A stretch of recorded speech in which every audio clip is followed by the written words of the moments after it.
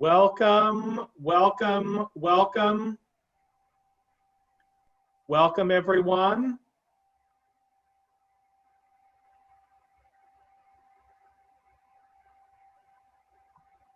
Good afternoon, everyone, and welcome to Talking About Race in the Classroom, hosted by the ISTA Minority Affairs Committee. I'm Keith Gamble, middle school music teacher and theater director from Evansville and president of the Indiana State Teachers Association. We begin by acknowledging that we meet on the traditional lands served by the Osage, Shawnee, and Miami people. We honor America's first people and all elders, past, present, and emerging, and we are called on to learn and share what we learn about the tribal history, culture, and contributions that have been suppressed in telling the story of America. As I always say, if no one has said I love you today, I want you to know that I do. And I want to thank you for joining us today for this important work, and to give a special thank you to ISTA staff and a big shout out to the ISTA Minority Affairs Committee for their work in putting this webinar together. It is now my pleasure to introduce the chair of the Minority Affairs Committee, Ron Swan. Mr. Swan? Thank you, President Keith. I'm a lifelong teacher in Indianapolis Public Schools, and I'm also the president of our union, the Indianapolis Education Association. It's my pleasure to be here this afternoon as chair of the ISTA Minority Affairs Committee. A survey went out in the spring asking what we can do with the Minority Affairs Committee to talk about race in the classroom. So we decided to put together this webinar. This webinar is being conducted by Kelly Waller from the Indiana Department of Education. Kelly worked for 7 years as an ELA teacher in a large urban high school in Indianapolis. I certainly hope it was Indianapolis Public Schools, but if not, I know that she did a magnificent job wherever she was. She has earned a BA degree from Ball State in English education, a MBA in administration license from IU as part of the Woodrow Wilson Fellowship. It is with great pleasure that I introduce to you Kelly Waller. All right, hello everyone. Thank you so much to ISTA for having me today. This is a presentation on behalf of the Indiana Department of Education, where we're going to talk about how to have conversations about race in the classroom. Again, my name is Kelly Waller, and I am the secondary ELA and literacy specialist at the department. Just some details about how this webinar is going to work. There will be opportunities for you to engage in conversation, so I encourage you to write any responses or comments that you have in the chat. If you have any questions throughout the presentation, please go ahead and post those in the question and answer feature in Zoom, and we will work on getting those questions answered throughout the presentation. I first want to start off by saying that I am giving this presentation as a teacher. Everything that I've learned about talking and interacting with the topic of race has come from my several years of experience working in a large urban high school. When I started working there, I was 22, and I had the mindset that as long as I loved all students equally and I didn't see students differently because of their race, I had all that it was going to take to be an effective teacher. I was wrong. It became very clear early on in my career that I needed to do more than just love students. I needed to see students for who they are and for what their experiences in life had been like. And I knew that I had a lot of learning to do, and so I did. For the past 7 to 8 years, I have read a lot of books, watched a lot of films and documentaries, listened to podcasts, and talked with mostly students to help shape and mold my understanding of the world, not only as a person who experiences privilege from my whiteness, but also the world through the eyes of my students of color and their families. In this webinar, I am going to share some of what I have learned and how I took my understanding and applied it to my teaching styles. Like I said earlier, this presentation is intended to be interactive, so there will be moments throughout where I will pause and ask you to reflect. Make sure that you do this, as reflection is an important part of processing new information. The timeliness of this presentation is happening in the midst of what we would consider a revolution. This year, images of police brutality have permeated our news and social media accounts, and people of all races have started to pay attention. We are seeing for the first time large waves of companies and local governments make changes that are working toward a more anti-racist society, like the Washington Redskins football team finally changing their name and logo. Our students of all ages and races have been watching the events of this summer and the last several months in the same way that we have. And as educators, we have a responsibility to provide students with a space to share what they have seen, how it's made them feel, and discuss their hopes and fears for what's going to happen next. The option to not address the overwhelming images of violence our students have been exposed to is to be complicit in that violent behavior. I'm thankful for the viewership of this presentation, as it tells me that Indiana educators are interested and ready to create change. The images on this slide are from protests that took place this summer in Indiana. We need to acknowledge that these demonstrations took place in our communities. They are not somebody else's problem, but it's ours. And therefore, we must include them in the way that we educate our students. This is our first opportunity for interaction to get us started.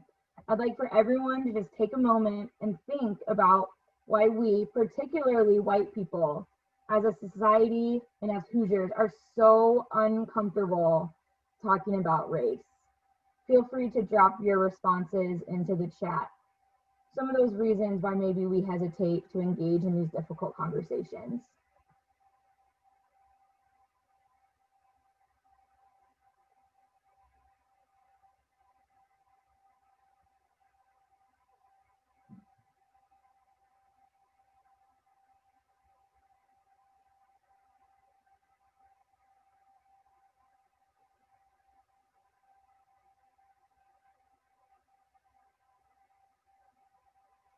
Yeah, so I see pushback, the concern of the parents or the community worried about the school becoming too political.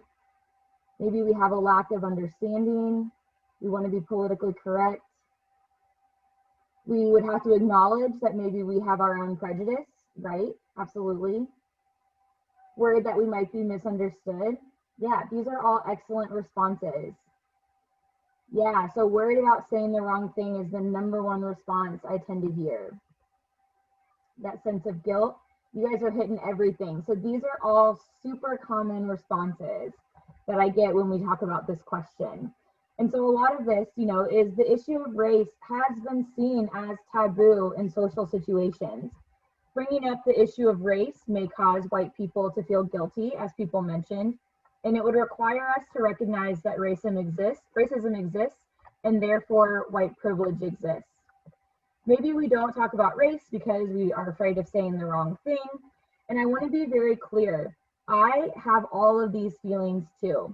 These feelings are natural because we've grown up in a society where race, predominantly in white communities, is not talked about. But here we are as Indiana educators willing to engage in this conversation because we know that it's important. I am going to lean into my uncomfortable feelings of talking about race because I have seen what this does to the learning and growing for myself as a member of society, and even more so as an educator. So I'm going to ask you to lean into those feelings as well, and know that none of us are perfect, and we are all here to grow and learn and become better. By the end of today's webinar, here's what you can expect to have gained: a foundation for understanding racial inequities in our society and how they exist in our communities, a vocabulary to use with students and colleagues to be able to discuss racial issues in a deeper way. And we're going to go over examples of strategies that you can use in the classroom when incorporating fiction or nonfiction texts that address racial issues.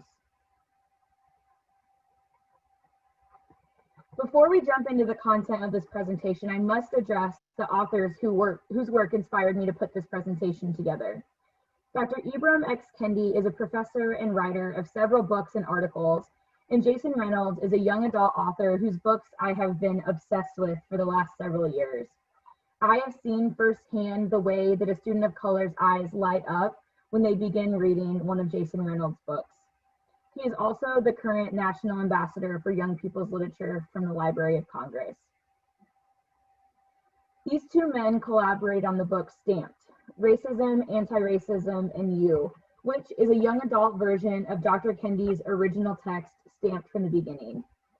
These texts take the reader through the history of racism in America, from the slave trade through the civil rights movement and into present day.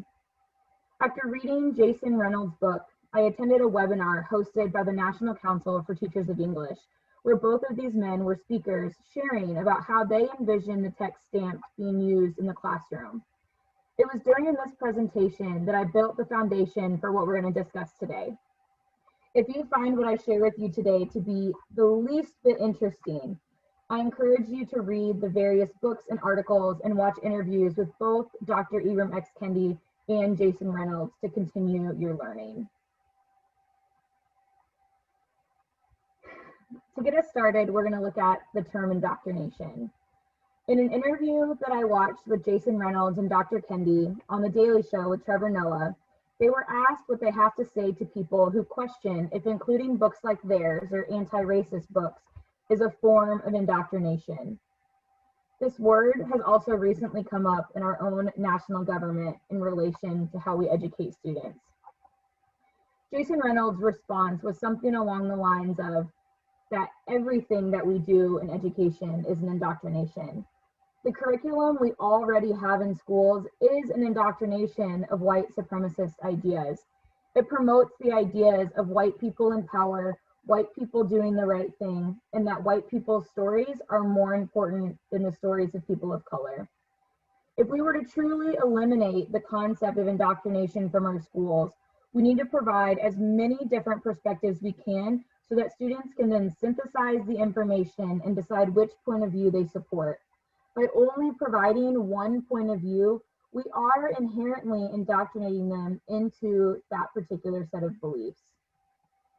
The quote here on the right is by Yad Jesse, an author, and she says, "We believe the one who has the power. He is the one who gets to write the story. So when you study history, you must always ask yourself, whose story am I missing? Whose voice was suppressed so that this voice could come forth?" This quotation is so important when we think about the stories that we choose to share in our classrooms. By choosing one story, whose story are we not choosing? When we look at the definition of indoctrination, the most important word to me is the word uncritically. To put a set of beliefs on a group of people uncritically, without question. And in order to do that, to build students who are critical thinkers, who are able to look at perspectives from people other than themselves, we have to provide them the opportunity to do that, to synthesize that information, and come to conclusions on their own. By continuing to only show the white perspective is indoctrinating them into white supremacist values and beliefs. The first part of this presentation is working on building a foundation for understanding race. In Robin DiAngelo's book, White Fragility, she talks about this idea of the good versus the bad binary. The idea is that as a society, we have created a binary or two sides to the issue of race. A person either is or is not racist, and that only bad people can be racist and only good people can be not racist. And it's this binary that causes people to become defensive and shut down when someone points out that they have done or said something racist. The person who's being accused feels that accusation is an immediate attack on their morality as a person and thinks, well, but I'm a good person, and so I would never do anything racist. That's just simply not true. Tolerance.org, which is a website that provides support to teachers on the issue of engaging in difficult conversations, states that racism is like a smog. Whether or not we wanted to inhale racist ideas, We simply have by living in the United States. Racist ideas and systems are so deeply embedded in our American culture that it's impossible to be completely void of racism. Keeping this in mind, we have to realize that if I say something or I do something that's racist, even if I didn't mean it that way, it is still racist and I am responsible for the impact of that. And because I did or said that racist thing does not make me inherently a bad person as long as I'm willing to learn and grow and do better. In the quotation on the left from D'Angelo's book, she says, "If, as a white person, I conceptualize racism as a binary and I place myself on the not racist side, what further action is required of me?" This question is essential for us to ask ourselves. If we deem ourselves completely not racist because we are a good person, then we absolve ourselves of having to learn or grow or change. The approach that we need to adopt is that by living in the United States, we have been overwhelmingly exposed to racism, and because of that, it is guaranteed that we have internalized some of those beliefs and behaviors. As long as I am working to challenge those beliefs, and as long as I am willing to change my behaviors and push back against racist policies, I am still a good person who is working on being less racist. This idea is essential to discussing with students. If students are going to be able to open up and discuss race in the classroom, they must understand that even if they are a good person, it is still possible and even likely that they have done something or said something racist. And it's our responsibility to help them learn from those moments and help them work towards being more anti-racist.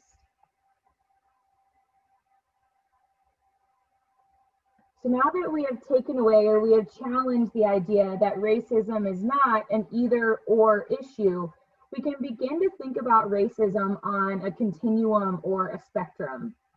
The vocabulary of segregationist, assimilationist, and anti-racist are all terms derived from Dr. Kendi and Jason Reynolds, and we're going to apply them to our own thought processes of racism. These three words are the words that we're going to discuss in depth so that we can include them as part of our vocabulary in our own personal lives, but also in our classrooms and with students. On the next couple of slides, we will go through what each one of these terms means and how we can apply them. On the far left side of the spectrum, the extreme, we use the term segregationist to describe a person who supports the policy of enforced separation of different racial groups.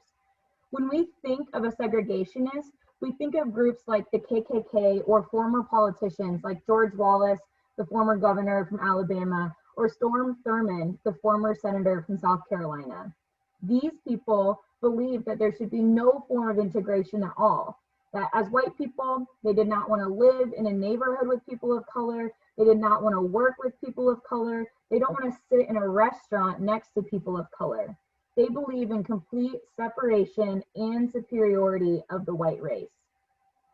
While we would like to think that segregationists are a thing of the past, we simply know that this is not true. We have seen more segregationist propaganda and images in the last 5 years than most of us had seen in the decade leading up to that. The image on the left of this slide, we see a person who is showing segregationist patches on his vest, and he's also wearing an Indiana flag. We must acknowledge that people who hold segregationist values are still members of our society, even right here in Indiana. Moving on to the next term, which is assimilationist, is defined as a person who advocates or participates in racial or cultural integration. The majority of the country falls into this category of being an assimilationist, and this group takes up the majority of space on the spectrum, up to 80 or 85% of people. You can see in the definition itself, it's a person who advocates or participates. These two actions in and of themselves are vastly different from one another. If you are a white person who went to school with a black person, you participated in racial integration at its lowest level. Now, if you advocated for that integration, you are much further along on the spectrum, but still an assimilationist. Assimilationists believe that all races should be equal, but that one race may need to make adjustments in order to fit into the dominant culture. We will dive into these examples by looking at two of the most prominent men we praise in the United States for their work towards racial equity. But we can see that a lot of their beliefs were actually that of an assimilationist. First, we'll look at Dr. Martin Luther King. He was inspired by work that had been done by W.E.B. Du Bois, who was also an assimilationist. According to stamps by Jason Reynolds and Dr. Kendi, Du Bois believed that he could think, dress, and speak racism away. It was important for him to present himself in a way that was appealing to an already dominant white culture.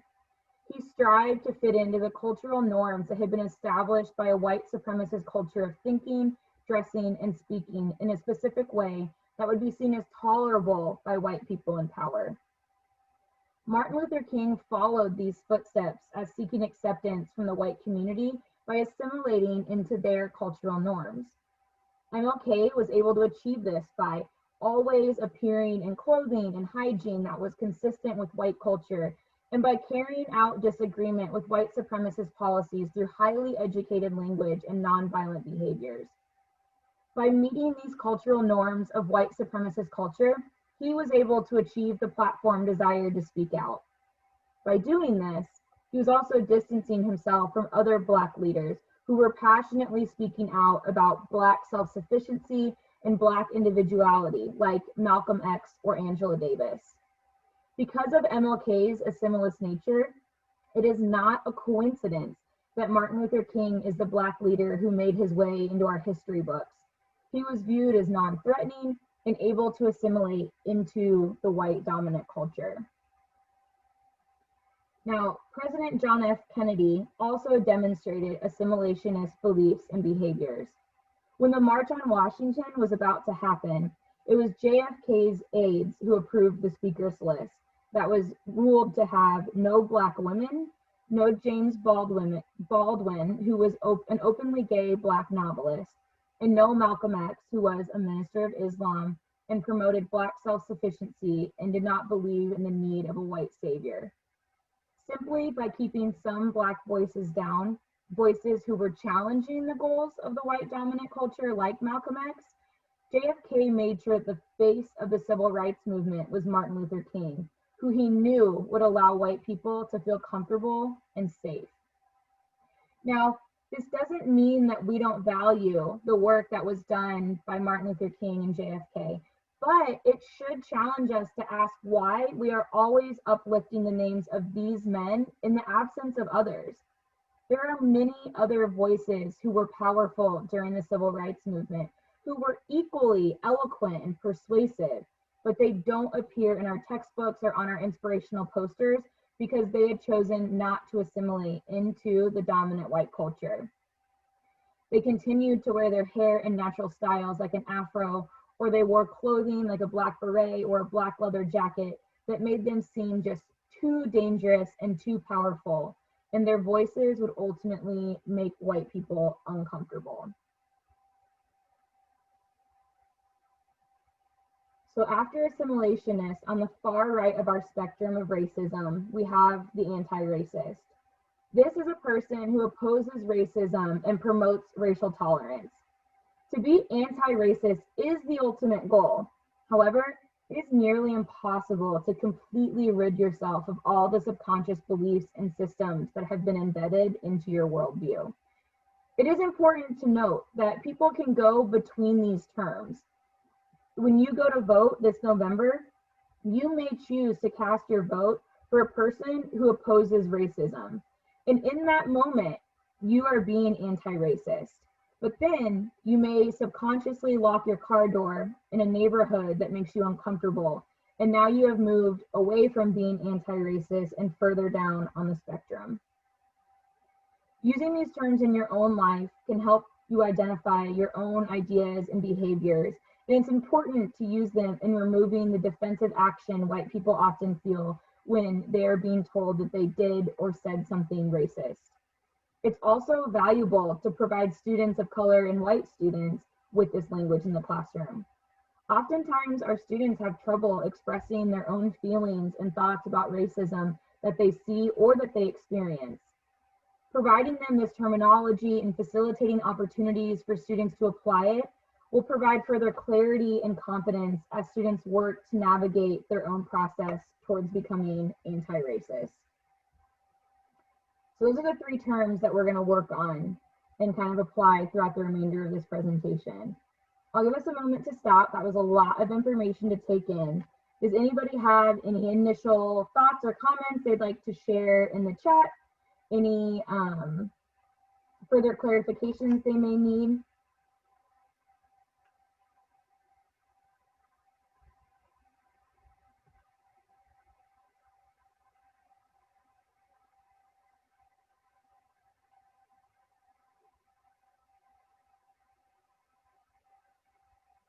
Not yet. We can still be processing. It's a lot to take in.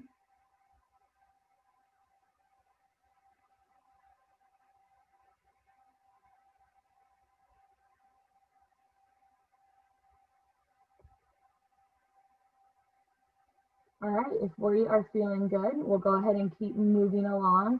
Like I said, feel free to put any comments or thoughts in the chat, but if you do have questions that you want to have answered, try to put those in the Q&A section and we will make sure we kind of look at those throughout the presentation.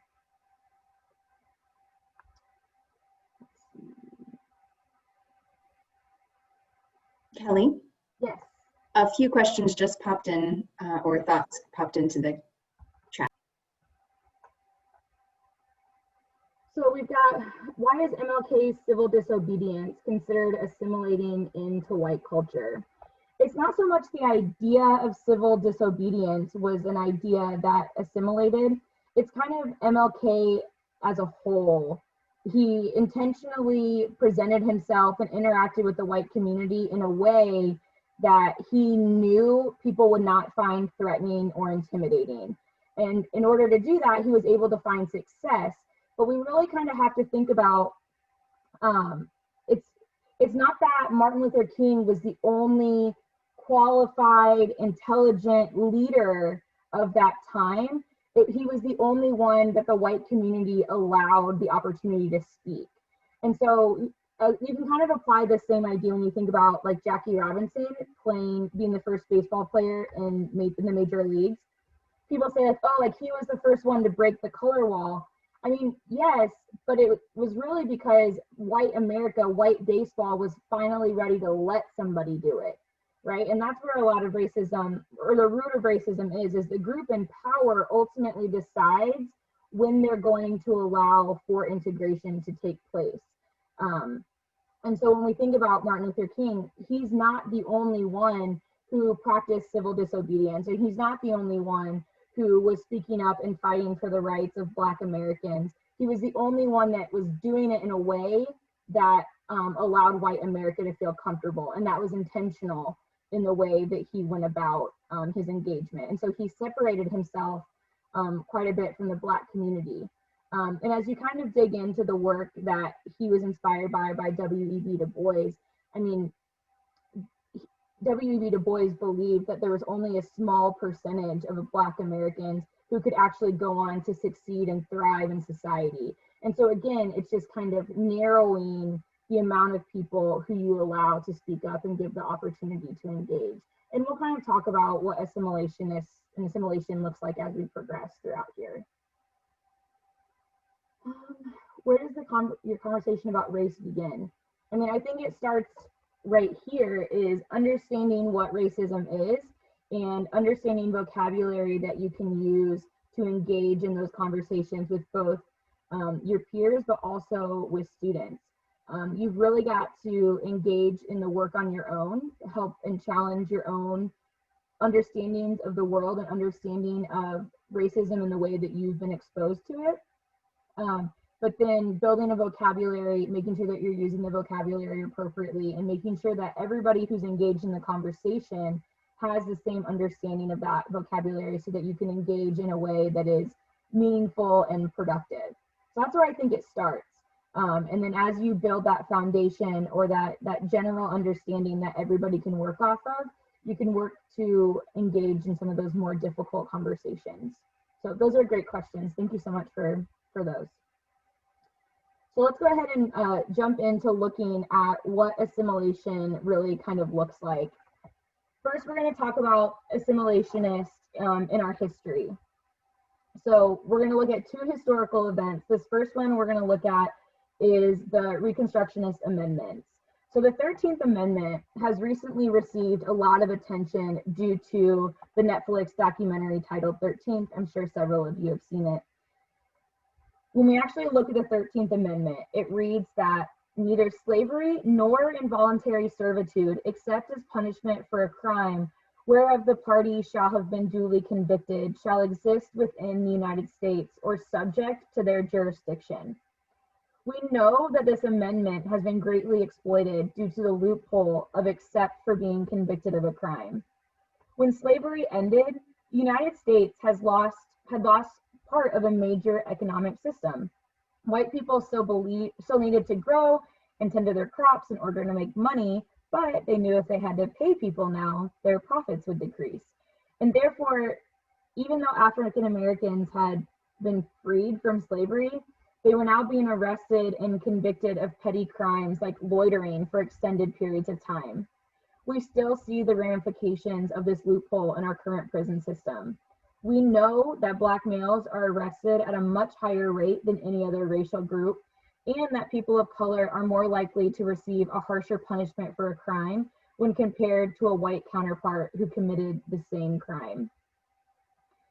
The 14th Amendment states that all persons born or naturalized in the United States and subject to the jurisdiction thereof are citizens of the United States and of the state wherein they reside. No state shall make or enforce any law which shall abridge the privileges or immunities of citizens of the United States, nor shall any state deprive the person of life, liberty, or property without due process of law, nor deny any person within its jurisdiction the equal protection of the law.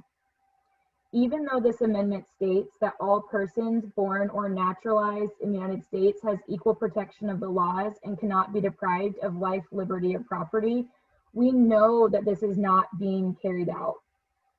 People of color are disproportionately denied opportunities to receive loans for a home or a business, and that people of color are disproportionately provided lower quality health care. We are currently seeing the inequality of healthcare access with COVID-19. And lastly, the 15th Amendment states, the right of citizens of the United States to vote shall not be denied or abridged by the United States or by any state on account of race, color, or previous condition of servitude. This amendment guarantees the right to vote, and yet again, we know that it is more difficult for people of color.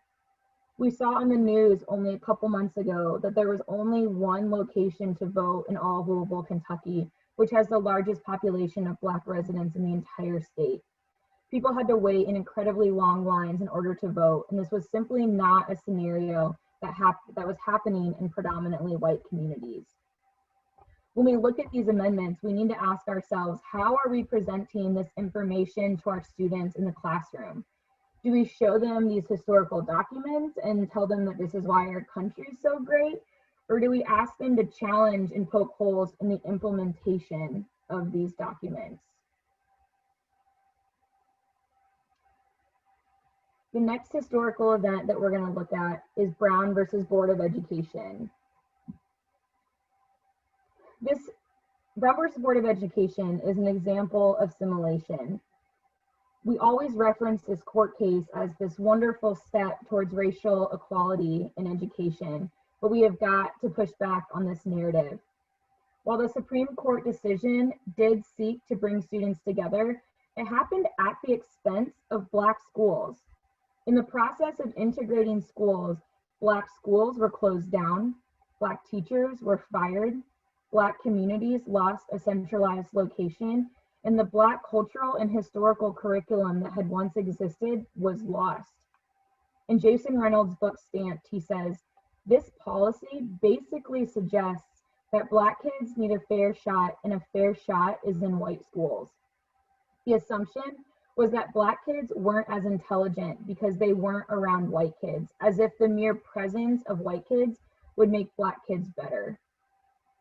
The curriculum that we teach is dominated by white voices and white supremacist ideas. Our teachers are predominantly white. Our school policies and rules are written in favor of a white dominant culture. And we see students of color disproportionately put into special education classes and suspended and expelled at higher rates. We have to push back on what we have done to truly make education equal for all students. How much did our education system really change when we chose to integrate our Black and white schools? They didn't. We kept the norms of the white schools and demanded that Black kids learn how to function within them. And we are still seeing the consequences of that decision. So those are the two historical events that we're going to look at. Moving on, we're going to look at it in our society. So how is it still current in the way that we interact just in general? I see the real quick question. So I thought Black students went to white schools because separate but equal had failed and Black schools were substandard. I mean, that's the narrative that we've oftentimes been told, but if you really look at, I believe Crispus Attucks in downtown Indy and IPS schools, that was really the only all Black school that we had in Indianapolis, and it was thriving. It was doing well. They were excelling academically. They had great curriculum. They had the, an all Black teaching staff and all Black administration. The community was thriving. Everything was great. And we have really seen what integration did to that neighborhood, to that school. And they are no longer having the same opportunities because people and students have kind of had to relocate. And so it's kind of it's false that we just assume that the Black schools were substandard and the white schools were better. Now, there were inequalities in terms of the funding or the resources that were being given to the Black schools versus the white schools. But we should not, when we chose to integrate these schools, there was an assumption that the teachers were not as good, that the curriculum was not as rigorous. And that's just not, that was not true at all. That was not supported by anything. And so we really would have liked to have seen the integration of, white kids into Black schools, Black kids into white schools, and seeing a merging of Black and white teachers. A lot of people talk about how it's so difficult to hire teachers of color. Well, it's really not a mystery when you think about not that long ago, all teachers of color were fired from public schools. So there's that lack of trust in the public school community. And so there were really a lot of negative ramifications that happened with Brown versus Board of Education. So just a lot to consider, and really pushing back on maybe the narrative that we've been told for so long isn't actually accurate. So let's go ahead and look at these examples of assimilation in our society. The first one that we're going to look at is assimilation through physical appearance. The first image is showing how Black people are pushed into assimilation in the way they choose to wear their hair. On the left, we see an image that was posted in an elementary school in Georgia in 2019. You can see that they have provided images of what is and is not an appropriate hairstyle. The haircuts that are deemed appropriate are short buzz cuts, and the styles deemed inappropriate on the right are students who have grown out their natural hair, and some have designs shaved into their hairline. On the bottom, it says inappropriate hairstyles and has pictures of young Black girls with braids and beads in their hair. All of these styles are culturally representative of Black culture, and yet in this school, they've been deemed inappropriate, which inherently tells that student that they are inappropriate, that their culture is inappropriate, that their families are inappropriate, their communities are inappropriate, and it makes it difficult for those students to really engage and thrive in the learning environment. In the middle image, we have Michelle Obama, who, among many things, was a fashion icon while in the White House. Since she has left office, she's been stepping into her more personalized style choices. In this picture, she is seen wearing a pair of fantastic thigh-high sparkle boots at a speaking engagement. She received a lot of press about this outfit, saying, Michelle Obama can wear whatever she wants now. We need to be asking ourselves why she wasn't able to wear what she wanted while she was in the White House. The clothing that she would choose to wear would not take away from her intelligence, her career success, her ability to raise her children, etc. So we have to ask why she was held to dress to the same standard as every other white first lady. And lastly, on the right, we're going to address accessories, specifically do-rags. Many people in the white community see do-rags as a sign of violence or gang affiliation without realizing that do-rags serve a purpose. Black people wear do-rags so that they can achieve what's called waves in their hair, similar to the style of hair that is shown in the acceptable hairstyles posted by the elementary schools on the left. I'm going to show a quick video from a first grade teacher who is teaching his students how to tie a do-rag. Following the video, I'm going to ask for you to engage with me in the chat on how seeing this video and seeing the use of a do-rag in a different context may change your perception of just kind of do-rags and the stereotypes that are oftentimes associated with them. So we are going to...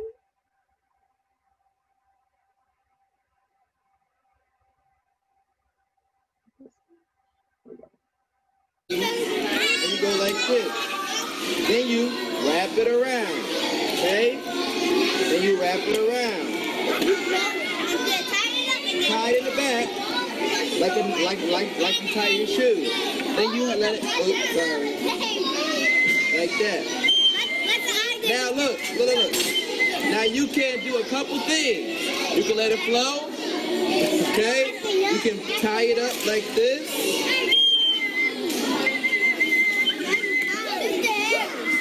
Like a bun, see? Couple different things, but if you sleep with this, your hair will go look like this when you wake up. So you do. All right. So if you just want to take about 20, 30 seconds in the chat, share with me how seeing that video may change or have brought in a different perspective of the do-rag that you hadn't thought about before.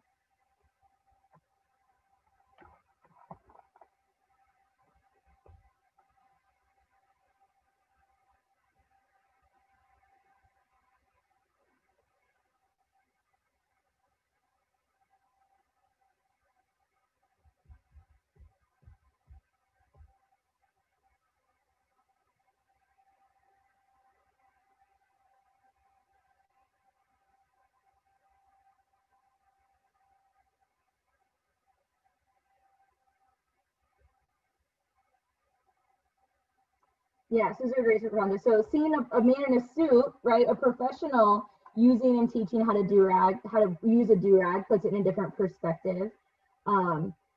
He says at the end that they sleep in it, but it's just really like wearing it throughout the day can also help kind of maintain the permanence of that wave that they're seeking. Seen as a style choice, who might wear a suit, we get stuck on letting the choices define who they are. Yeah, we hadn't thought about students learning this skill. We need to ask more questions before we have schools make rulings about it. Or we definitely have to think about if schools are deciding, are do-rags appropriate or not, that needs to be a community decision. That should not be a decision made by a predominantly white administration, which is the case in most of our schools. Yeah, so a lot of people are like, I just didn't realize it had an effect. Absolutely, all these things are absolutely great. It has been brought up a few other times in engaging this conversation, like why don't we teach about this in like middle school health, right? If we talk about other,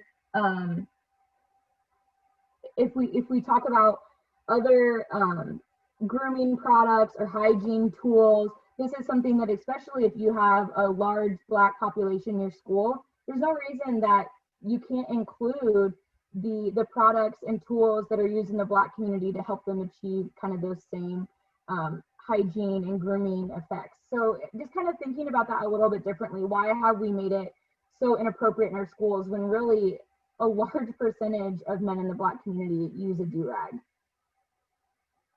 Awesome. So let's go ahead and move on. Now we're going to be looking at assimilation in communication. So the article and image on the left is of a teenage boy who was stabbed to death while in a convenience store. The person who stabbed him said in his interview that he was scared of the teen because the teen was listening to rap music, and people who listen to rap music are dangerous. Our society has criminalized rap music to a point that people associate it with violence. The Grammys just this year have announced that they will be removing the word urban from their award categories because they recognize that it keeps the music predominantly made by Black musicians in a separate category, which limits its exposure. I always kind of use this scenario. Imagine that you are in a parking lot and a young person drives by you with their music blaring and their windows down. A kid drives by listening to, say, Blake Shelton, right? Country music. What is going to go through your head versus a student who drives by you or a young person drives by you with, rap music, Future, whoever they're listening to, going through? Is the perception of that behavior different based on the music that they're playing? And oftentimes I find that the answer is yes. We find one to be threatening, whereas we find one to be, just kids being kids. And so we really have to think about how the same behavior of, playing loud music in your car is perceived differently based on, the music that they're choosing or the person who is carrying out that action. So just kind of think about that when we talk about music. The middle column is addressing African American vernacular. There is a variation of English that is predominantly used in the Black community, and it's often deemed as unintelligent or threatening. What people don't know is that there are actual rules that guide African American vernacular, and those rules are even more complex than the grammar rules that guide a mainstream English vernacular. We see people of color being demoralized for using their own dialect, but it is all feeding into assimilation. In the same way that Australians have their own dialect of English, people from Britain and Ireland have their own dialect, African Americans have their own dialect, and it is not any better or worse than the mainstream dialect that we typically try to assimilate people into here in the United States. So the example that I would like to show you here is from Richard Sherman, who's a player in the NFL. And a few years ago, he was berated in the media following a post-game interview that he provided. During the interview, he was really hyped up and he was speaking with a lot of intensity about his competitors following the game. In response, the media completely discredited his intellect, omitting that he was a graduate from Stanford. So we're gonna listen to a quick clip of an interview that he did about this scenario. And while we're watching the clip, I want you to question how you think the media would have responded if a white athlete had given an intense, hyped up interview following a game. So think about maybe like a Drew Brees following a game interview. So we'll go ahead and pull that up.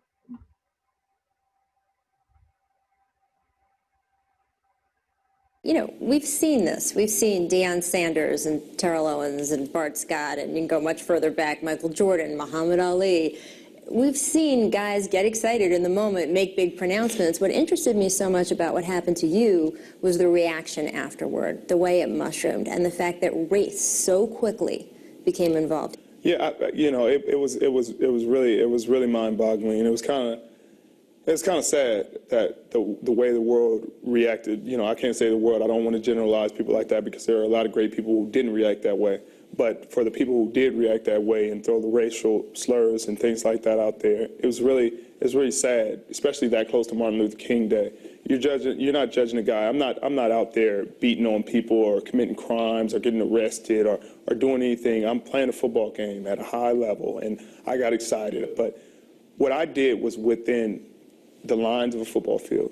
What they did was in actual reality. They showed their true character. Those were real comments, not in a moment, not in a, they had time to think about it. They were sitting at a computer and they expressed themselves in a true way. And I thought society had moved past that. Did you see All right. So like I said, just in the chat, take a moment. How do you think his behavior, his interview would have been deemed differently or been reacted to differently had it been carried out by a white athlete? Would there have been different words used? Well, other than the racial terms, right? But they called him angry, they called him, you know, unintelligent, right? What might be different had it been a white athlete?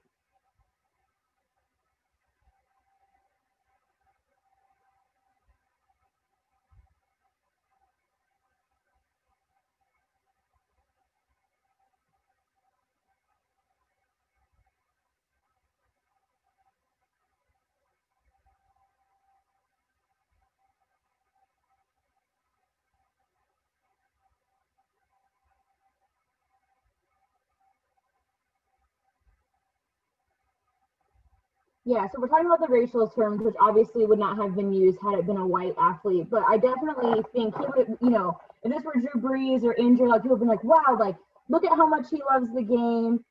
You can tell, you know, his heart is really in it, right? It wouldn't have been publicized, definitely. Yeah, instead of intense or hyped, it would have been seen as passionate. So again, we're just kind of looking at how the same behavior on a different body is reacted to and perceived differently. And that's really where that our prejudice comes in, that discrimination comes in, and where we have to kind of recognize why that reaction is taking place and where it stems from and how we can push back against it.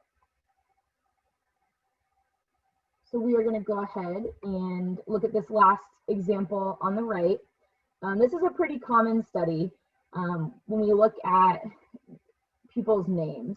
So I've provided an article that dives into the disparity of calls for a job interview for a person whose name is associated with whiteness versus a name that is associated with blackness. We know based on several studies that a person with a white sounding name will receive significantly more calls for an interview than a person with a black sounding name, regardless of education or qualifications. So I think this is really important, especially as we, you know, think about the field of education. You know, for people that are in the positions where they get to hire, are there ways that you can, you know, remove the name from an application? You know, does the name actually matter in part of that process? And so by removing that name is a way to kind of help your hiring committee remove that bias and hopefully provide equal opportunities for people. Because even though we think that we do not allow those types of things to influence our decisions, it is shown in study after study after study that those prejudices really do come into the process and are harmful to people of color, or really people of any ethnicity whose name is not deemed professional, right? Is kind of where it comes from. So those are a simulation in communication. The next one that we're going to look at is a simulation in our media. So to get us started here, we're going to look at some statistics that are from Robin DiAngelo's book, White Fragility. We're going to read these statistics together, and I want you to reflect on what you think these statistics mean for the stories of minority groups. So we've got the first one. People who decide which TV shows we see, 93% white. People who decide which books we read, 90% white. People who decide which news is covered, 85% white. People who decide which music is produced, 95% white. People who directed the 100 top grossing films of all time worldwide, 95% white. So I have out there to the side, you know, whose stories are being told, whose stories are being recognized. I think this is really important. I mean, just like anybody else, the movies that I probably best relate to are when the character is a reflection of a life experience that I've had. So I probably, you know, closely connect to the story of a, you know, young professional woman, you know, trying to navigate the complexities of life, right? But that doesn't mean that everybody relates to that. But when the people who are deciding what is and is not a good story is 93% white, or 95% white when it comes to music, then you know that there are good stories out there. Just the people who are going to value them, the people who are going to relate to them, who are going to love them, aren't the people making the decisions, right? And so we've got these large majority populations of white people making decisions about what everybody values. And that's just simply leaving out marginalized voices in almost every avenue of the media. So it's kind of really important for you to think about that when we look at what TV shows are winning awards, what movies are winning awards, what news is being covered, all those types of things. So let's look at some examples to be more specific. We are first going to talk about the TV show, about the types of TV shows that get put on major networks and receive primetime slots. So Blackish is a TV show that's problematic in and of itself, and that it questions what it means to be Black. What about this family makes them only Black-ish? This show has been able to secure a primetime slot on a major network because it doesn't challenge white culture. And now Blackish has done some episodes where they've challenged racism, which does show progress over shows like Family Matters, who were on several decades ago. But Family Matters falls into that category of being a show that has that features a Black family, but that family is incredibly assimilated into a white culture. They don't do anything or say anything that challenges what white people believe is acceptable or will allow white people to feel comfortable. I also want to draw attention to local and national news anchors who receive major airtime. We often see them assimilating into the clothing and hairstyles and dialect society accepts as part of the white dominant culture. So we need to ask ourselves why we don't ever see news anchors who wear their hair in dreadlocks or an afro or braids. We also need to question why the majority of Black people we see on TV are light-skinned. Racism exists even within the Black community, which is referred to as colorism, and that people with lighter skin are often seen as superior or smarter or more beautiful, more successful. And this false ideology is permeated throughout our media by who we put in these positions of power. And if you talk to students of color, they are very aware of this disparity. So we need to be doing a better job of highlighting images of, yes, people of color, but even more specifically, dark-skinned people to see themselves in positions doing well and thriving. And the media is definitely one of the major culprits of not making that happen. So we're going to watch a short video clip of Tim Wise, who's a leading thinker of racial inequality in America, and he's going to be talking about race in the media. I want you to choose just one piece of information that he provides throughout the video that pushes the way you currently or have always thought about race in the media. I think we have this one here.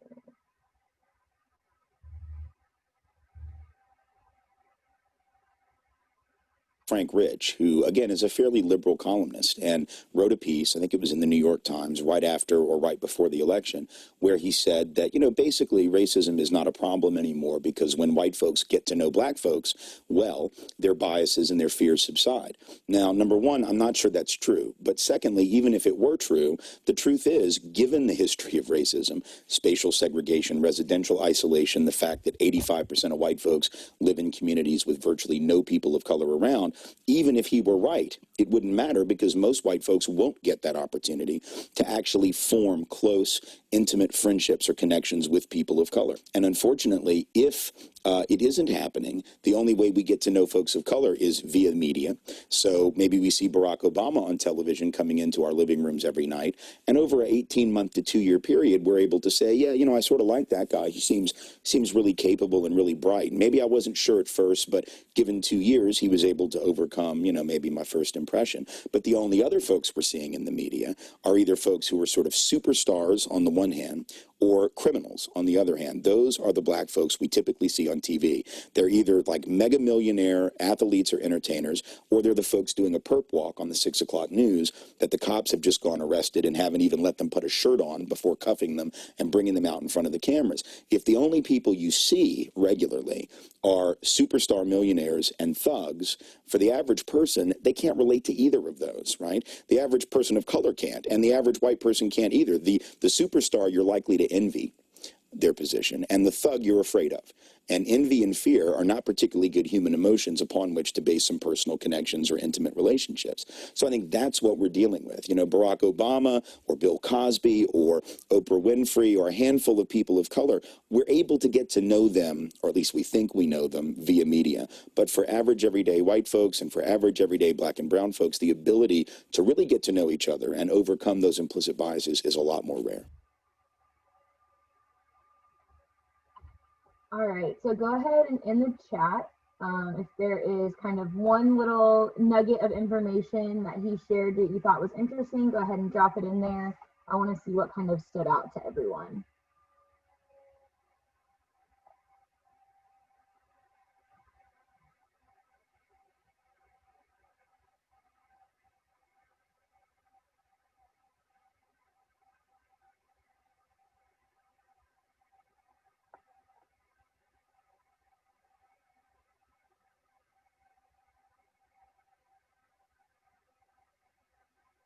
Yeah, these are all great responses. That lack of an authentic representation of the average person of color and what their life is like is oftentimes not represented in our media whatsoever. Yep, all of this is great. Yep, to work twice as hard to get half as far, absolutely. Right, and I always really attach to the idea of like envy and fear, right, are the two kind of reactions. And I think that those are really true. When we tend to see people of color do really well, you know, you hear a lot of people, you know, white people say, well, you know, they were given, you know, these opportunities, or they had to meet a quota, or they, you know, there's an excuse for that success.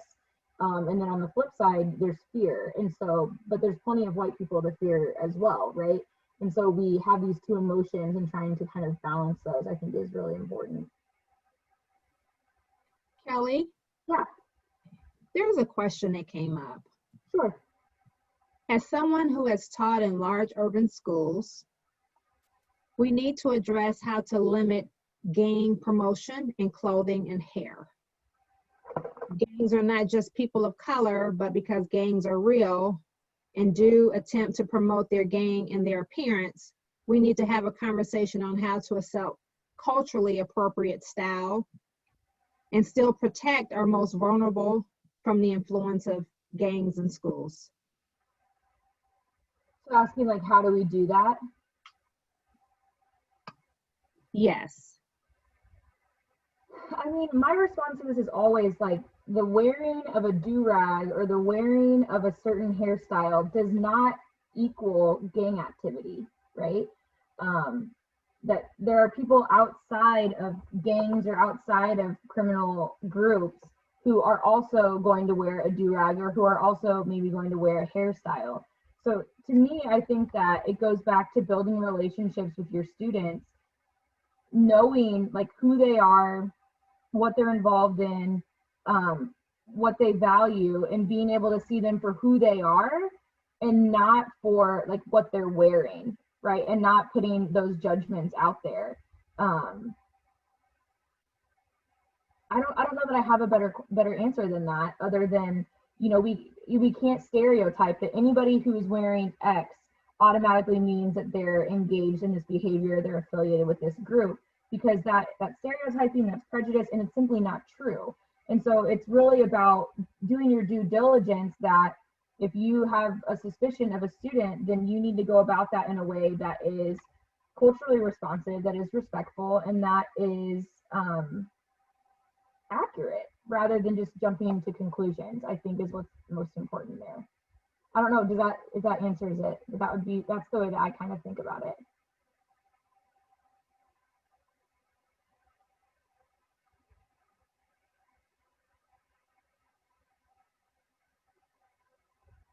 All right. So we've looked at tons of examples of assimilation, how they exist in our history, how they've existed in our communities. So now I'm just going to ask you to kind of take a moment to reflect, and we'll have a little bit more thinking time here. Are there examples of assimilation in your own school or just in your community in general that maybe you've never thought about before, but you're realizing, you know, maybe I'm not seeing the true authentic versions of the diverse groups of people in my community. So I'll give you a second and you can kind of think about things that we've already talked about, but just try to apply what we've said into your own community.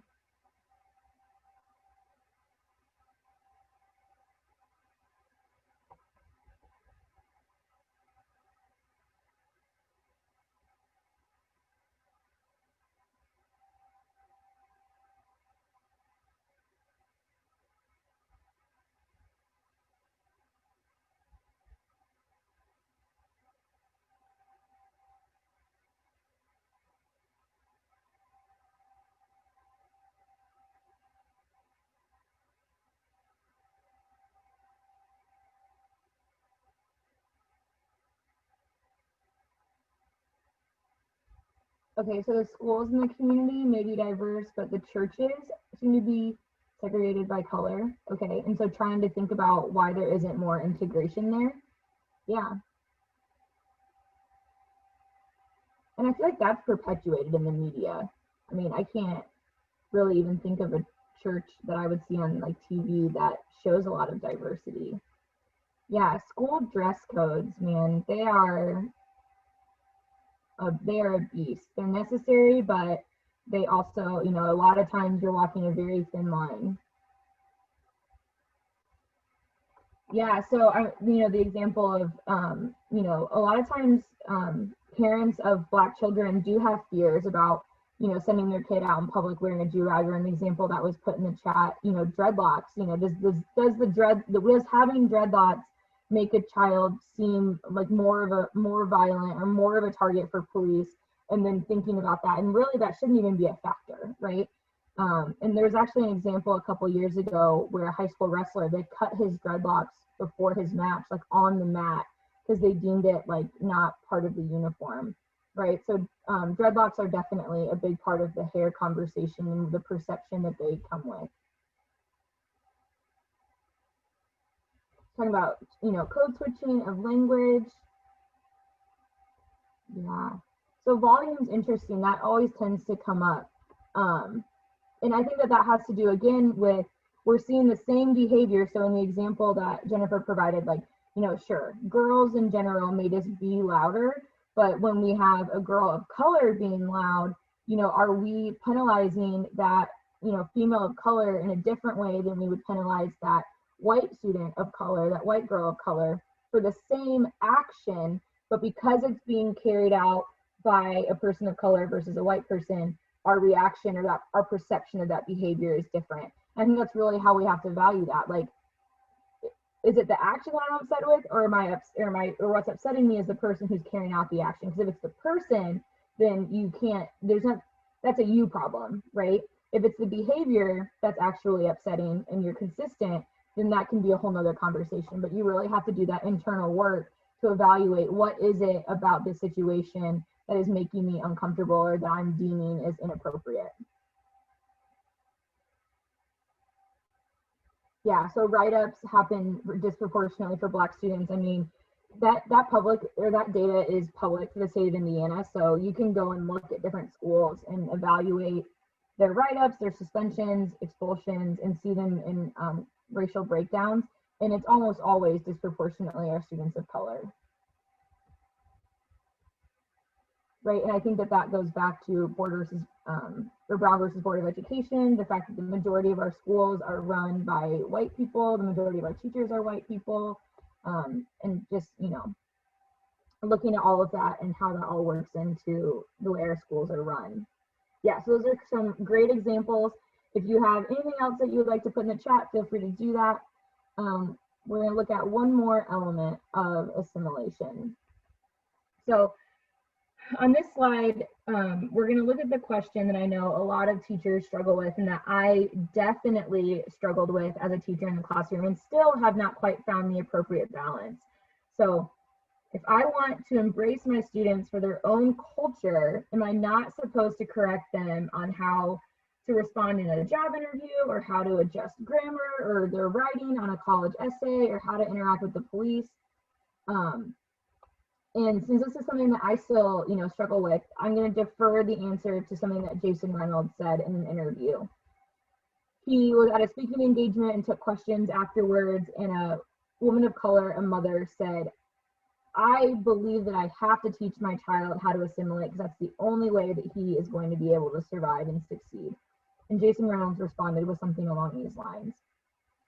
He agrees that assimilation is, at this point in time, a part of life.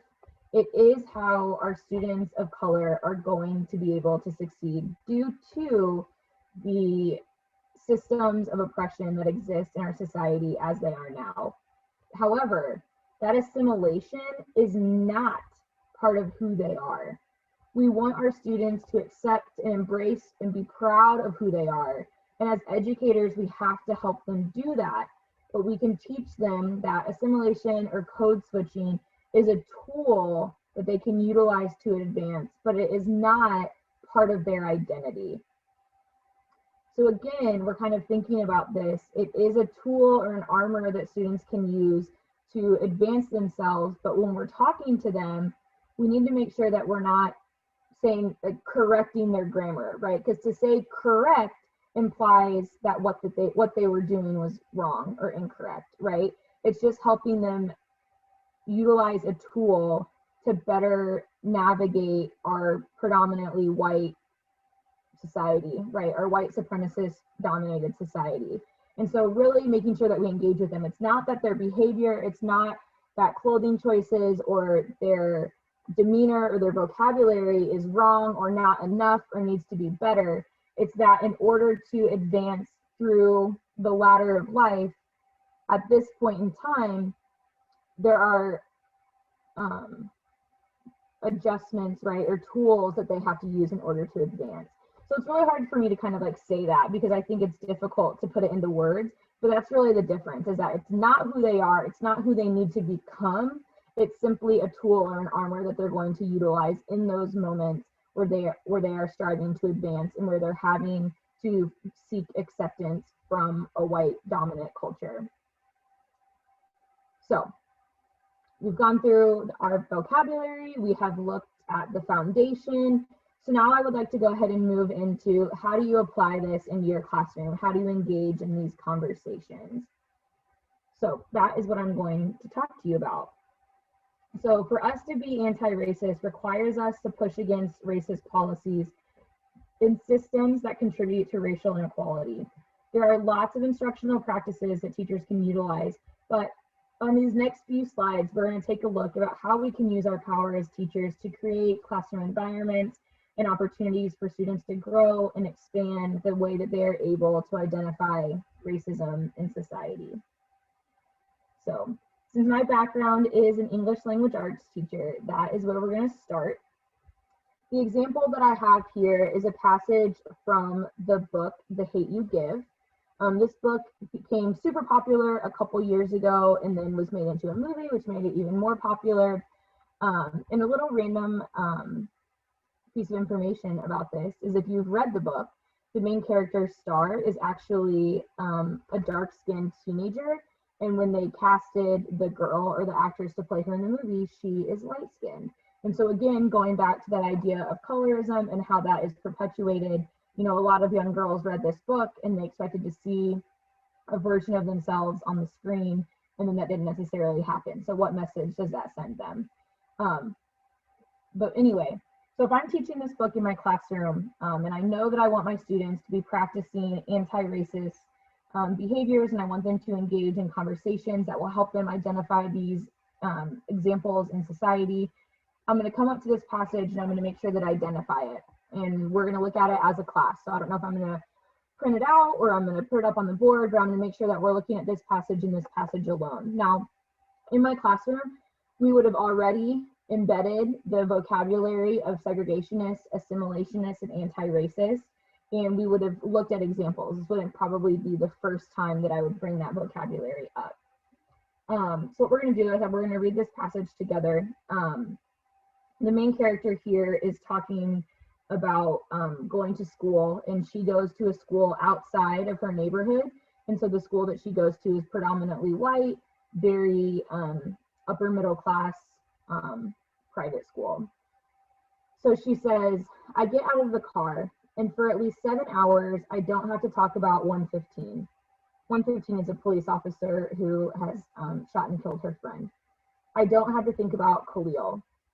I just have to be normal Star at normal Williamson and have a normal day. That means flipping the switch in my brain so I'm Williamson Star. Williamson Star doesn't use slang. If a rapper would say it, she doesn't say it. Even if her white friends do. Slang makes them cool, and slang makes her hood. Williamson Star holds her tongue when people piss her off so nobody will think that she's the angry black girl. Williamson Star is approachable. No stank eyes, side eyes, none of that. Williamson Star is non-confrontational. Basically, Williamson Star doesn't give anyone a reason to call her ghetto. So as a class, we would read this passage together, and we would go through the questions I've provided here on the right. I would have a kind of like a number line right up on the board where I would have these terms of segregationist, assimilationist, and anti-racist. I would ask students either individually or in small groups to discuss and decide where they believe this passage or this detail from the text fits on that spectrum. And I would have them maybe put a Post-it note or just a little dash on the board of where they believe this incident falls on the spectrum. So I'm going to go ahead and ask you to do the same in the chat. So based on the terms that we used and looking at them on the spectrum, where do you believe this passage would fall? Are we thinking it's segregationist, towards assimilation, all the way to assimilation, towards anti-racist? Are we anti-racist? Where do you think that this would fall? I'll wait till I get a couple of responses.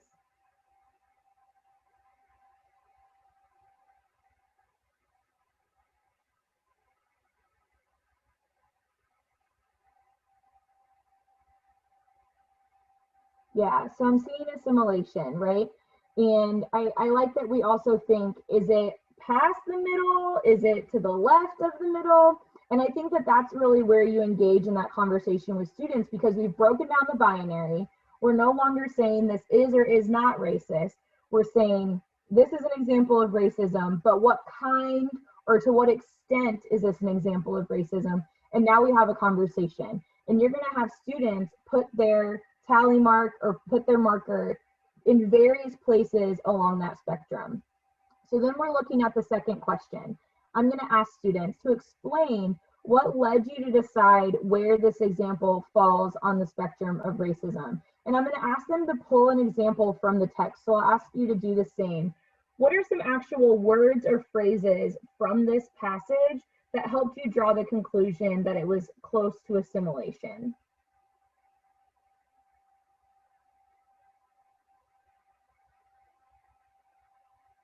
Yeah, the use of the word normal is super powerful.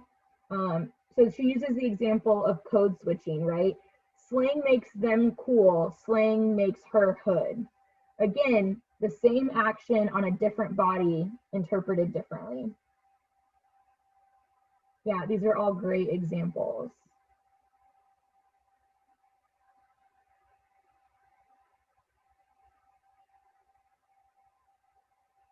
Awesome. So again, yeah, so looking at the double standard, I think it's really important when she says, I flip a switch, right? So I'm no longer who I am at home. I'm now transitioning into someone who is accepted at my school, right? Not the angry black girl. Great, you guys totally get it. And this is, you know, still keeping it in ELA rigor. We're practicing looking at a text. We're pulling evidence from the text. We're evaluating our decision making. So then this last question is where you could really get into a good conversation of what would have to change about her situation or about the people she interacts with or her school in order to move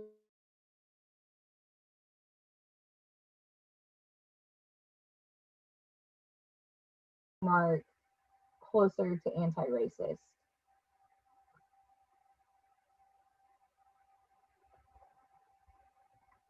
What would we maybe need to see change? And I'll just get one or two examples.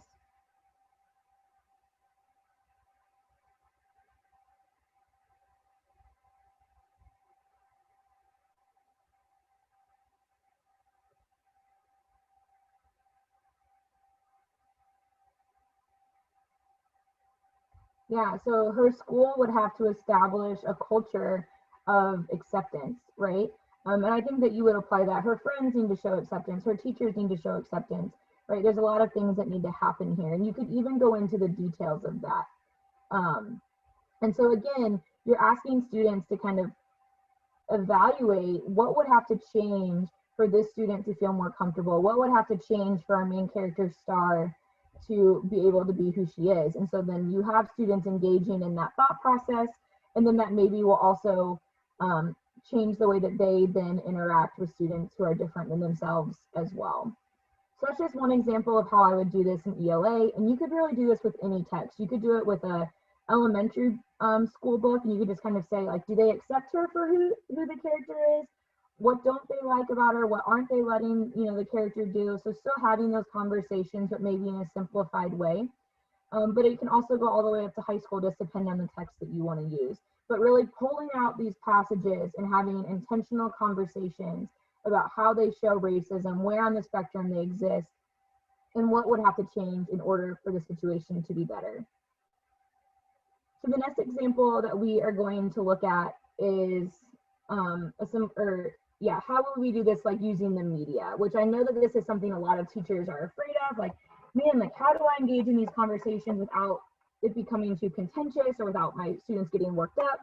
So here's a source I'd like to provide. It's a screenshot from a website called All Sides. I'll go ahead and type that in here. All Sides is a media website that pulls articles about the same topic, but it shows how the information is represented from the left-wing perspective, a centralized perspective, and a right-wing perspective. So when you are engaging in conversation, it is not the teacher's responsibility, or should you, tell students what to see or how to interpret a text. You want students to read and engage with the text and come to their own conclusions. So when you're approaching a difficult topic like race, try utilizing sites like All Sides so that you represent kind of the full range of perspectives of an issue, and then ask students to engage in a critical analysis of what they're reading and seeing. So some of the questions that you may ask students would be, what language is used in the headline? What are the connotations of those words, and how might that draw the reader in? Or what images are used to accompany the story? What are the colors or the angles used in the images, and how might these images make the reader respond differently? Or what do all these articles have in common, and what makes them all different? So by engaging in a conversation using questions like these, students can address difficult and uncomfortable topics while staying rooted in a text. It allows the teacher to always bring a conversation that may have gotten off track back to the text. What's most important here is that teachers and students must become comfortable with a conversation that does not come to a resolution. At the end of a discussion, if you're still going to have students who find themselves, you know, on the complete far left of the spectrum and they haven't moved at all, you have to kind of be okay with it. Because what's important is that you've provided the opportunity for the engagement on the topic and an opportunity for students to discuss with the peers using the textual evidence in a way where they can agree and disagree respectfully. And ultimately, if you're doing this often enough and it's happening in enough classrooms, you hope that students will begin to kind of come to their own conclusions and move towards being more anti-racist. This other example is looking at it in social studies. So social studies is another area where students can oftentimes find themselves needing to address difficult conversations. And really you can be doing this in any classroom. I'm just using these as examples. The website that I have provided a screenshot from is from News ELA. Let's type that in here as well. News ELA is a website that pulls articles from the mainstream media and then adjusts them for varied reading levels by changing the length, adjusting vocabulary, or chunking larger passages into smaller sections.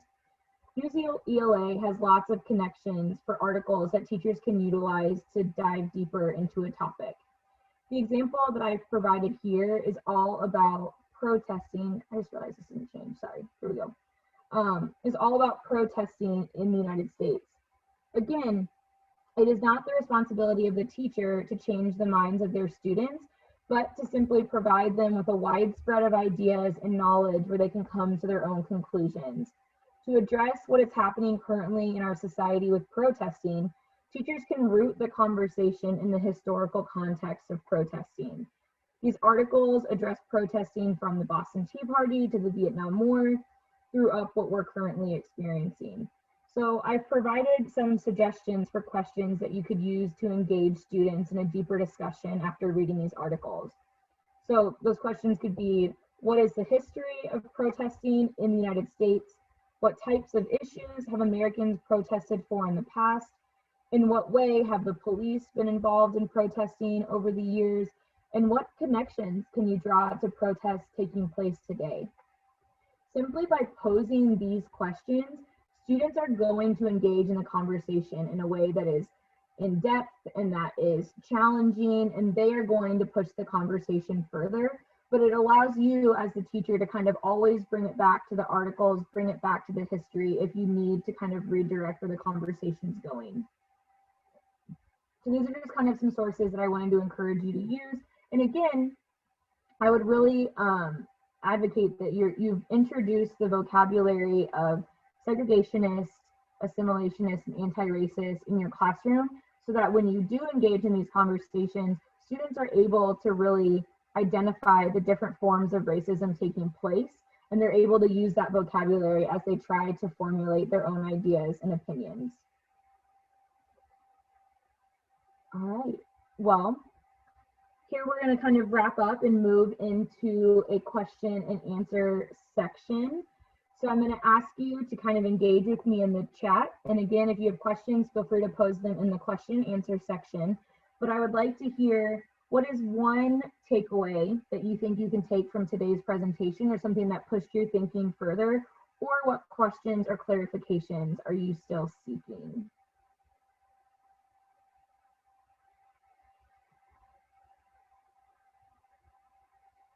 Yeah, so Dee, I appreciate you bringing up that you can provide examples from other cultures. This presentation is definitely focused on anti-Black racism, and I think that I did that because of the timing and what we're seeing in our society at the time. And I also think that it's really important that we identify different groups have been discriminated against in different capacities. The rules and laws and legislation have marginalized groups and oppressed groups in different ways. So to group all minorities together and say that they all experience racism is true, but what that racism or what that discrimination looks like varies. And so I do encourage you, you can use the idea of a spectrum to talk about really any marginalized group and trying to evaluate, you know, are we looking at segregation? Are we looking at making these people fit into a dominant culture? Or are we truly moving towards a place of acceptance for them? So yeah, I appreciate you bringing that up. How do we address parent pushback? I think that's super, super hard, and I understand the challenge. I mean, first and foremost, hopefully you can get an administration to support you, because if your administration is going to support you, you can always kind of ask them to kind of address the parent issue.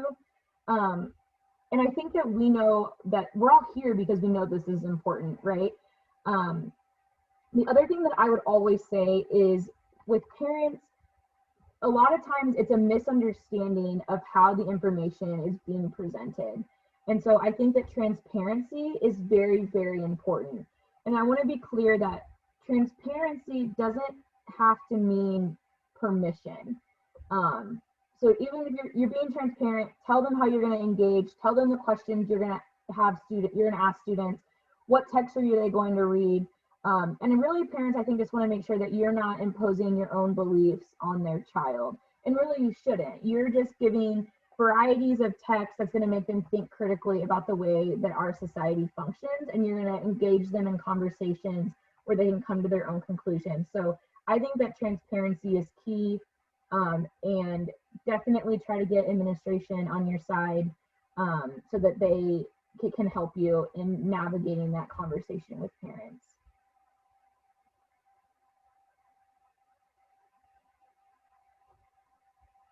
Yeah, you can definitely look for protests in other countries, or I mean, really racism in other countries, or really any discrimination in other countries, and see how that happens. Because, you know, prejudice and discrimination and oppression, like, that is not unique to the United States. Yeah, I'm glad that we like the tools, we use the vocabulary.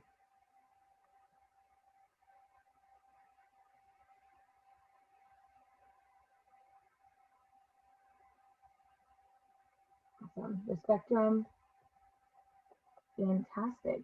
Were there any questions in the question and answer that we need to get to? It looks like there's a few coming in through here. Kelly, most of the questions are coming in through chat, so you're following that well. Okay. So yeah, how do you make real lasting change if the goal isn't to change students' minds on the topics of racism?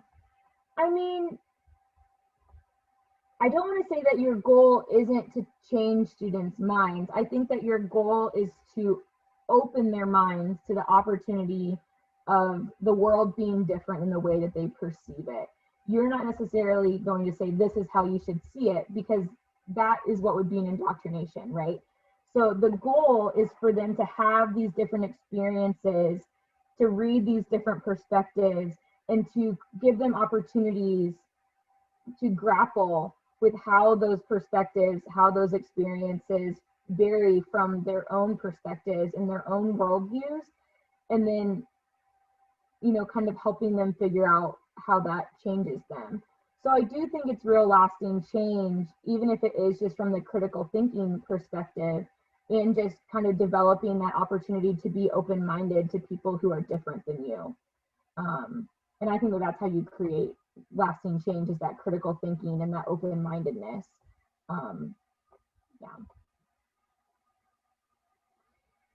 Yeah, so the white savior complex, I think, is something that people really struggle with. So I think what's important is, it is not the responsibility of white people to use white privilege to speak for people of color.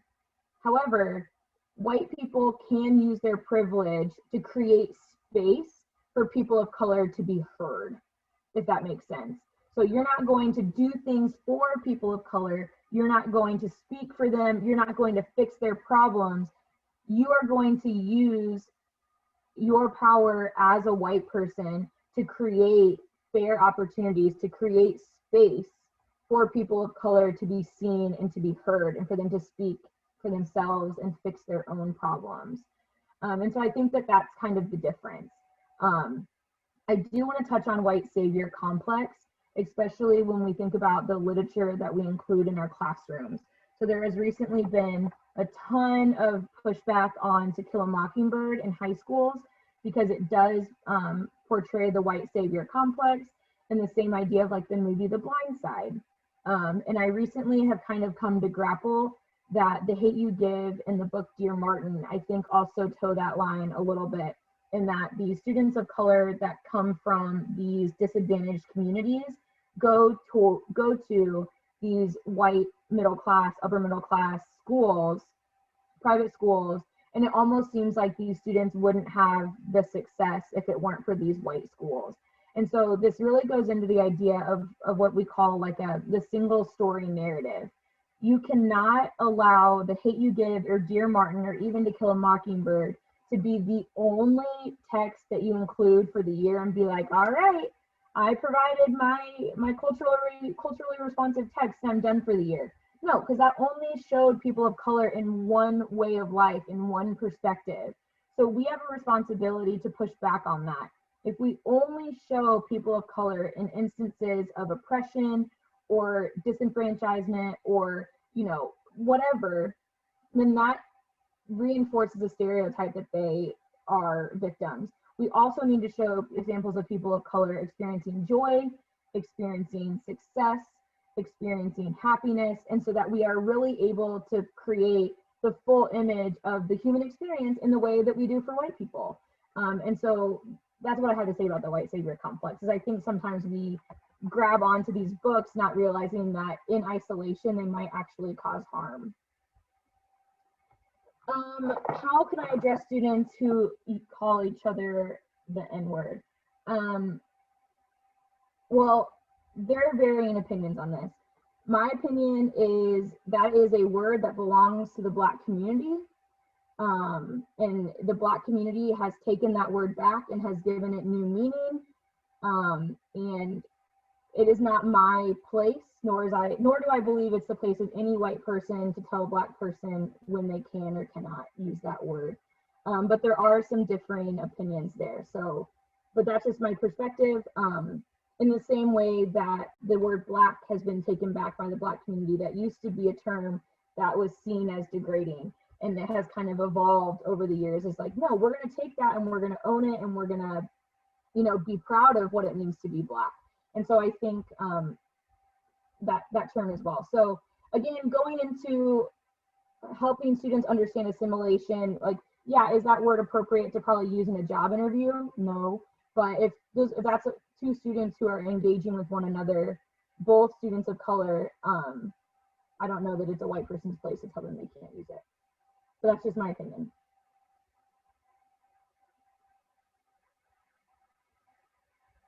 Yeah, so this is a great question, Kimberly. So what if my Black students don't feel safe or willing to share, discuss their experiences in majority white classrooms?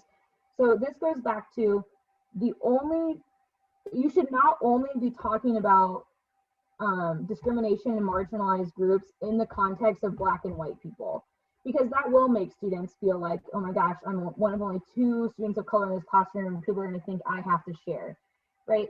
If you talk about marginalized groups in looking at gender and looking at the LGBTQ community and looking at immigration status and looking at socioeconomics, then every student at some point is going to fall into that marginalized group, right, for the majority. And so you want to make it the norm to engage in these conversations about discrimination and prejudice, and so that when it does come up about being about race, whether it's Black, white, or Latino, Asian, Native American, whatever it is, that they don't feel like they're being pinpointed because you've engaged in these conversations before. So I would honestly encourage you to start with having conversations about gender, because as a society, we're usually much more comfortable acknowledging those inequalities than we are if we try to engage in the topic of race. So that would be my suggestion for that.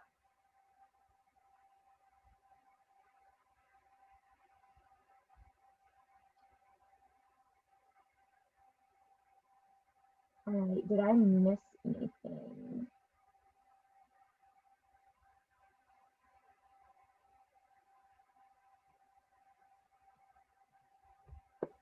I think you've covered it, Kelly. In terms of what's in the chat box right now, I'm just going to make a quick announcement. If anyone's not following the chat box, we will post this recorded session to ista-in.org/racial justice. So if you want to revisit it or share it with colleagues, you'll be able to do that likely tomorrow. All right, well, I'm going to go ahead and advance this slide. This has my contact information on it. If you at any point have another question or you've kind of pondered it and you want to follow up with something, feel free to reach out to me via Twitter or my email there, kwaller@doe.in.gov. And I'm willing to engage in this conversation, provide additional resources, and I have other colleagues at the department who are also eager to kind of help schools move into these conversations and to really be able to make meaningful change.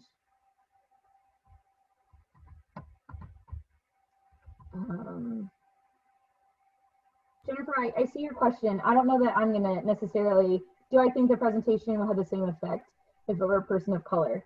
I don't know, right? I think that that's different for everybody, but I will say that it is not the responsibility of the Black community to educate white people on racism. And so I think it's important that as the white community, we need to take responsibility for our own learning, for educating other people in the white community, and that is not the burden of people of color. And so I feel that it's important, even as a white person, to have this conversation. So that's my response to that. All right, well, if there's not any more questions, we'll go ahead and pass it over to Mr. Swan to wrap us up. Thank you so much to ISTA for having me. I really enjoyed the opportunity to have this conversation. So thank you so much for everyone that was here. Thank you. Am I unmuted? Thank you, Kelly. And thank the participants for your thoughts in the chat box. What I gained from this today is a walk down memory lane, historical perspective.